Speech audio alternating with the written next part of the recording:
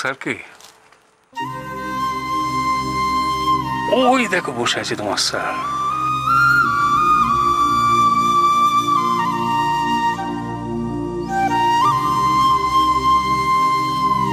খুব রাত খুব দুঃখ হলে আর্য ওইখানে এসে বসে থাকে। Thank you Dronacharya sir. চলুন চলুন আমরা স্যারকে নিয়ে বাড়ি ফিরে যাই। না দিয়া, আজ আমি শুধু তোমার সারথি। তোমার স্যারকে ফিরিয়ে নিয়ে যাওয়ার দায়িত্ব শুধু তোমার।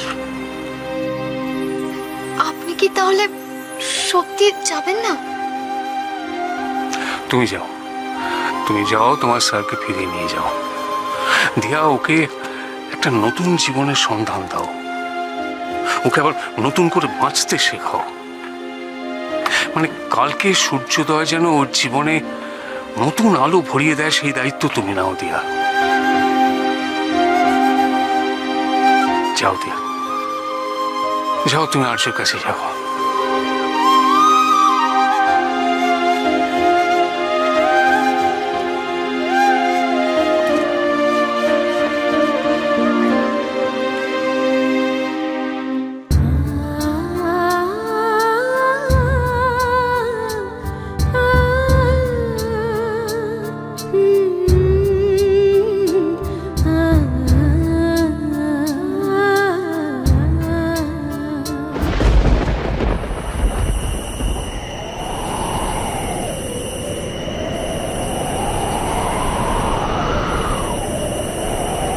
স্যার,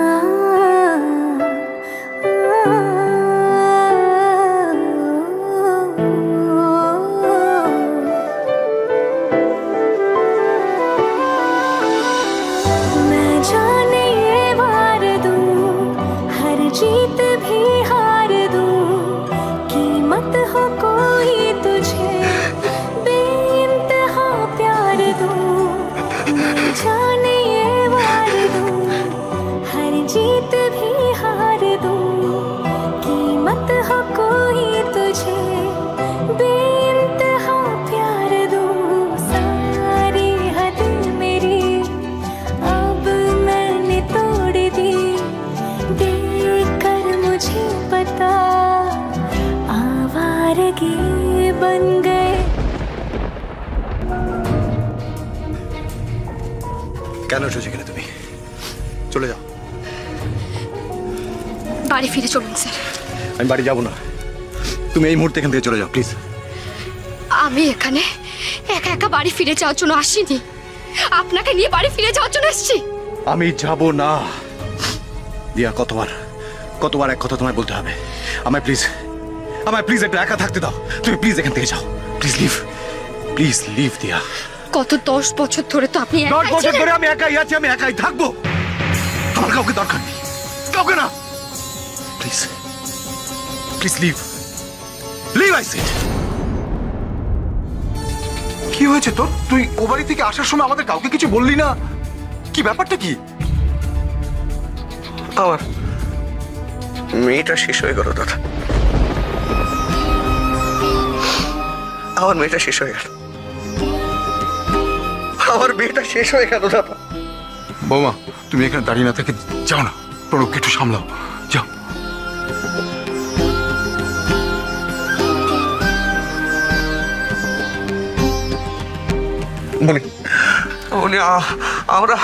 আমরা অনেক বড় একটা ভুল করে ফেলেছি।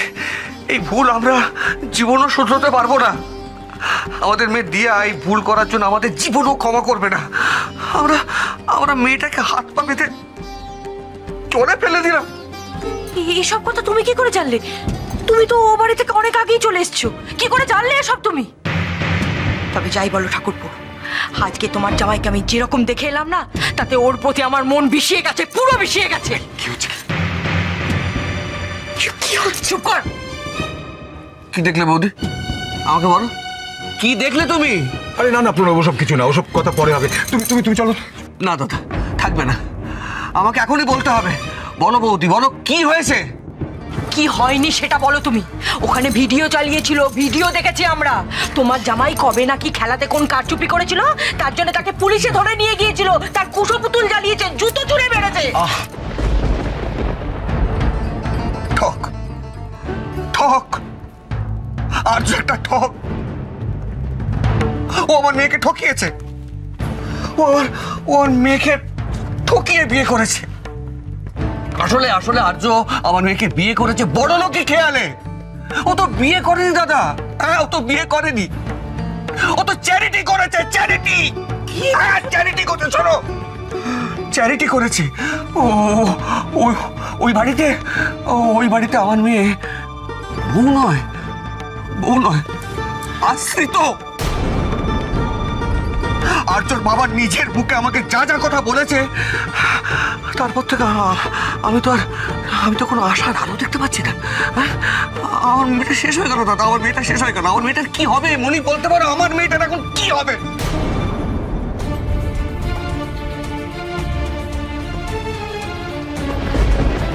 আশার আলো তো আমিও দেখতে পাচ্ছি না গো। আর্যর মা তো এখন দিয়ারও মা, কিন্তু একজন মা যে এভাবে কখনো তার সন্তানকে দুষতে পারে, এ আমি কখনো স্বপ্নেও কল্পনা করতে পারিনি। তোমার আশঙ্কা একদম সত্যি। আজ যা হয়েছে, তারপর আমারও মনে হচ্ছে ও বাড়িতে দিয়া ভালো থাকতে পারবে না। কি হলো, চুপ করে আছো কেন? বলো আমার মেয়েটার কি হবে? কে দাঁড়াবে আমার মেয়েটার পাশে? আর্য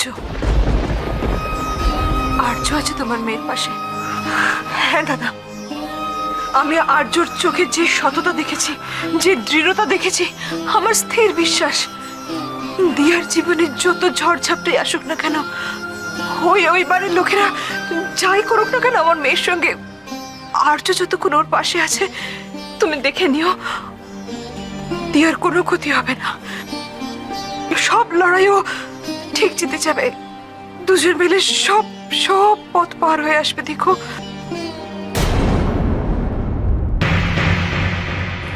কার উপর এত রাগ আপনার? ওই মাহেন শর্মার উপর? ও তো থেতলে যাওয়া একটা পয়সা মাত্র, আপনার জীবনে তার কোনো দাম নেই।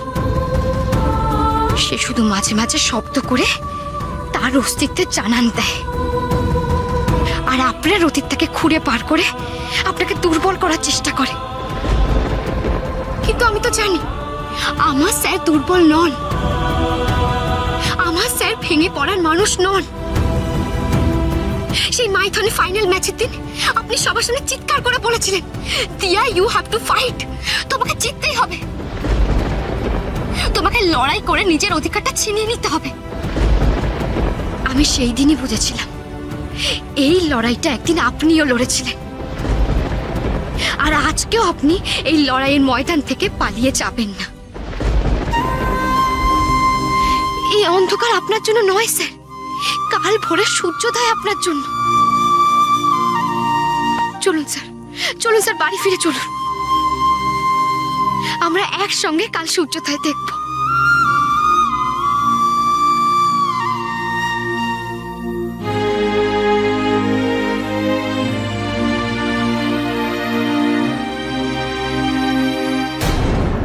এত রাতে মেয়েটা বেরিয়ে গেল, আর তুমি খবরটা আমাকে এখন জানাচ্ছ?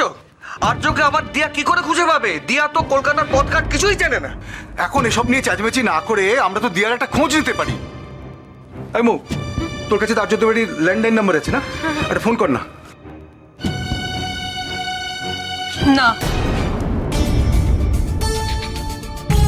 কারোর ফোন করার দরকার নেই। দরকার নেই মানে? ছেলে মেয়ে দুটো এত রাত করে বাড়ি থেকে বেরিয়ে গেল, ওরা ফিরলো কি ফিরলো না একটা খোঁজ খবর নেবো না?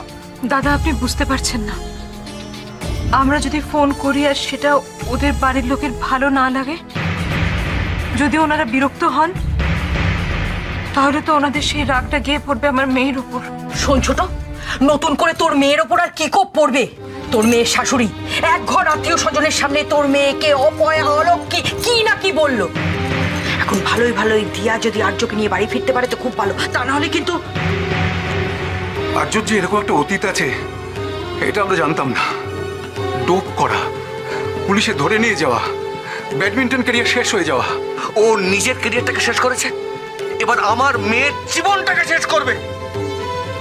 আজকে আজকে শুধু আমার মেয়ে দিয়ার মুখের দিকে তাকিয়ে আর্যর বাবার সমস্ত অপমান আমি মুখ বুঝে সহ্য করেছি, কিন্তু না না দাদা না, আমি কিন্তু আর হাত পা গুটিয়ে বসে থাকতে পারবো না।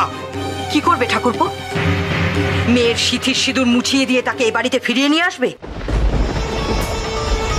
সেটা কখনো সম্ভব হবে না। হিন্দু ঘরের মেয়ে, একবার যখন তার বিয়ে হয়েছে তখন তোমার মেয়ের বাঁচা মরা সবই আর্যর সঙ্গে, কথাটা মনে রেখো। কেন বাড়ি যাবেন না আপনি? শুধুমাত্র মায়াঙ্ক শর্মার উপর রাগ করে? শুধুমাত্র মায়াঙ্ক শর্মার উপর রাগ করে আপনি আপনার কাছের মানুষদের, মা বাবা, আমাকে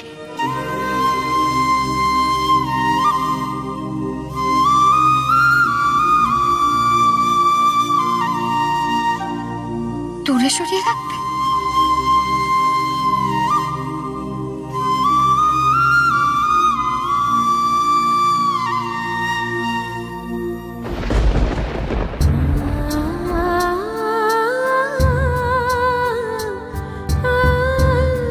আপনি এরকম চুপ করে বসে থাকলে, কুমড়ে থাকলে চলবে না স্যার।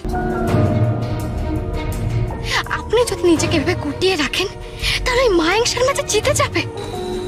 আপনার বিরুদ্ধে করা সমস্ত চক্রান্ত, আপনার বিরুদ্ধে যেসব মিথ্যে কথা বলেছিল সেসব যে সত্যি হয়ে যাবে, জিতে যাবে। স্যার অভিমান করে মুখ ফিরিয়ে বসে থাকার সময় নয় স্যার। এখন কত 10 বছর ধরে জমে থাকা সমস্ত অভিমান উগড়ে দেওয়ার সময়। মনে আছে স্যার, মাইথন স্টেডিয়ামে আপনি আমাকে যে কথাগুলো বলেছিলেন, আমি কিন্তু সে কথা একটাও ভুলিনি, আমার সব মনে আছে।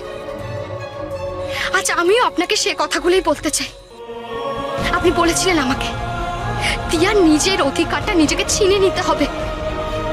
হ্যাঁ স্যার, ঠিক, নিজের অধিকারটা নিজেকে ছিনিয়েই নিতে হবে। আপনার নিজের বেঁচে থাকার, নিজের ভালো থাকার অধিকারটা আপনাকেই ছিনিয়ে নিতে হবে। কেউ এক চুল মাটি ছাড়বে না স্যার। ওই মায়াঙ্ক শর্মা তার নিজের পায়ের তলায় সেটা কিছুতেই পিষে ফেলতে পারে না।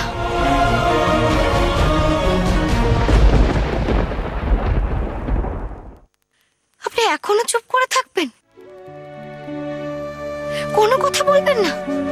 কিন্তু আমার স্যার তো পাল্টা স্ট্রোক দিতে জানে। কেউ তার দিকে আঙুল তুললে সে খুশি মেরে পাল্টা জবাব দিতে জানে, যেমন আজকে করলেন। তারপরও কিসের এত হতাশা স্যার? আপনি তো আমাকে স্বপ্ন দেখিয়েছেন, আমাকে আপনি স্টেট চ্যাম্পিয়নশিপ, ন্যাশনাল চ্যাম্পিয়নশিপ, এমনকি ওয়ার্ল্ড চ্যাম্পিয়নশিপে খেলাবেন। তাহলে কেন স্যার, কেন নিজের স্বপ্নটাকে এভাবে শেষ করে দিতে চাইছেন? কিন্তু না, আমি এটা হতে দেব না। আপনি যেমন আমার স্বপ্ন পূরণ করার দায়িত্ব নিয়েছেন, আজ আমি আপনার স্বপ্ন পূরণ করার দায়িত্ব নেব। আপনি আমাকে ব্যাডমিন্টন চ্যাম্পিয়ন করার দায়িত্ব নিয়েছেন, তো আমি আপনাকে কালিমা মুক্ত করার দায়িত্ব নেব।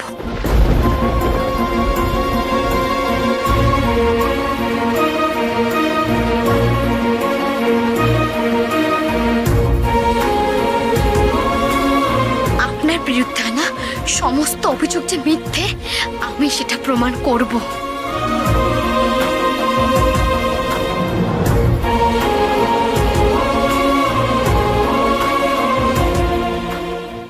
কি বলছো কি নিখিল তুমি? আর্যকে কোথাও খুঁজে পাওয়া যাচ্ছে না? কি বলছো? পুলিশ? রিডিকুলাস কথাবার্তা বলো না।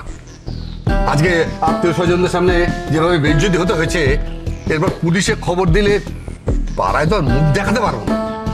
হ্যাঁ ঠিক আছে ঠিক আছে, তুমি ফিরে এসো, আমি দেখছি আমার সোর্স লাগিয়ে কিভাবে কি করা সম্ভব। আর শোনো, ওই মেয়েটার কোনো খবর পেয়েছো? পাওনি? ওকে, ঠিক আছে ঠিক আছে। বাবা, আমার মনে হয় কি এখন এখন আর এই বিষয়টাকে না নিজেদের হাতে রেখে দেওয়াটা একদম উচিত হবে না। এখন কেউ বা কারা যদি একমাত্র আর্যদাকে খুঁজে বার করতে পারে সেটা কিন্তু শুধুমাত্র পুলিশ। আর্যর নাম শুনলাম, আর্য কোথায়? আর্য বড়দা ভাই আসেনি মা, এলে তো তুমি দেখতেই পেতে। এমনিতে আমরা যথেষ্ট টেনশনে আছি, এর মধ্যে তুমি আর সিন ক্রিয়েট করো না তো। আর্যকে নিয়ে তোর যখন এতই টেনশন, তাহলে হাত পা গুটিয়ে সবাই বসে আছিস কেন? জানা গিয়ে আর্যর খোঁজ কর, ওনা তোর বড় দাদা। আজ যা ঘটেছে তারপর ওকে দাদা বলে ভাবতে, পরিচয় দিতে আমার ঘেন্না করে মা। রক্তিম, মুখ সামলে কথা বলবি। অনেক দিন ধরে এই বাড়িতে যে অবিচার, যে পক্ষপাতিত্ব আমি দেখছি, সেগুলো সব সহ্য করে নিজেকে সামলে রেখেছি মা। কিন্তু আমারও তো একটা সহ্যের সীমা আছে। তুমি তো তোমার বড় ছেলে বলতেই অজ্ঞান, কিন্তু তোমার এই বড় ছেলের জন্য প্রতিনিয়ত আমাদের সকলকে অপদস্থ হতে হচ্ছে, আমাকে, বাবাকে, আমাদের সকলকে। আজ পর্যন্ত তোমার বড় ছেলে এমন কোনো কাজ করেছে যার জন্য আমাদের মাথা উঁচু হয়েছে? একবারের জন্য হয়নি মা, আর কোনোদিনও হবেও না। রক্তিম, এখন কি এসব কথা বলার সময়? আমার এই কথাগুলো মায়ের ভালো লাগবে না বাবা। এমনিতেই বড়দা ভাই যা করছে তাতে তো আমাদের হ্যারাস্ট হতেই হচ্ছে, তারপর আজকে মা যেটা করলো তাতে আমাদের সকলের জেলে যাওয়া নিশ্চিত। মেজো ভাই, মার সঙ্গে কিভাবে ব্যবহার করতে হয় সেটা কি এই বয়সে তোকে শিখিয়ে দিতে হবে? যাকে যখন যে শিক্ষাটা দেওয়া উচিত ছিল সেটা দেওয়া হয়নি। সেটা যদি দেওয়া হতো তাহলে আজকের এই দিনটা দেখতে হতো না ঠাম্মা। ঠাম্মা, মাকে আমার অসম্মান করার বিন্দু মাত্র ইচ্ছে নেই, কিন্তু মা আজকে যেটা করেছে, ওই কি দিয়া দিয়া বলে ওই মেয়েটার মায়ের সাথে ওর মাকে যেভাবে তাতিয়েছে, তাতে যদি দিয়া আজকে কোনো কারণে আমাদের বাড়িতে না ফেরে, তাহলে কিন্তু আমাদের ফুল ফ্যামিলিকে ওরা জেলে পাঠানোর জন্য কোনো কসুর করতে ছাড়বে না। কি আজেবাজে কথা বলছো তুমি? দিয়া কেন ফিরবে না? দিয়া ফিরবে, দেখবেন আর্যদাকে নিয়েই ফিরবে। ভালো, দিয়া ফিরলে ভালো, তাহলে আমরা সকলে জেলে যাওয়ার হাত থেকে রক্ষা পাবো। তবে ওই আপদটাকে সঙ্গে করে না নিয়ে ফিরলে আরো ভালো।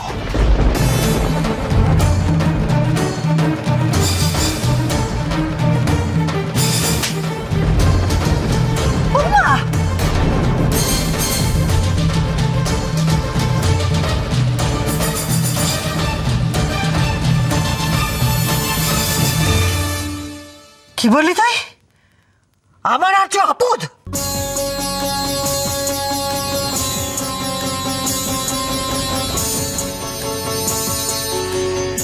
মায়াঙ্ক এসব কেন করছে জানেন তো?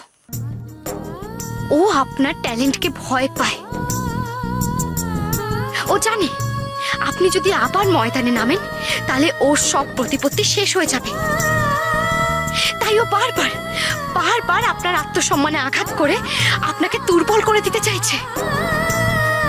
আপনি যে লক্ষ্য নিয়ে একদিন ময়দানে নেমেছিলেন, আমি সেই লক্ষ্য নিয়েই লড়বো। আপনার শুরু করা রিলে রেসটা আমি শেষ করব স্যার, আপনাকে জেতাবো। আপনার শেখানো স্ট্রোক দিয়ে আমি ওদের সমস্ত চক্রান্তের জবাব দেব।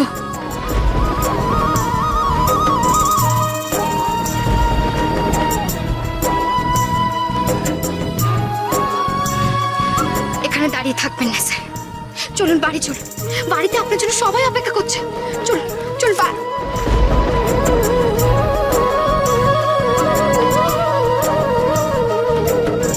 আপনার খুব কষ্ট হচ্ছে না স্যার? তাহলে কেন কেন এভাবে নিজে গুমড়ে গুমড়ে মরছে? আপনার মনে যা আছে, যা কষ্ট হচ্ছে চিৎকার করে বলুন স্যার। চুপ করে থাকবে না, চিৎকার করে বলুন। মায়াঙ্কের উপর যত রাগ, যত বিরক্তি, সব চিৎকার করে বলুন। এভাবে চুপ হয়ে থাকবেন না স্যার, সব চিৎকার করে বলুন। আপনি বলুন।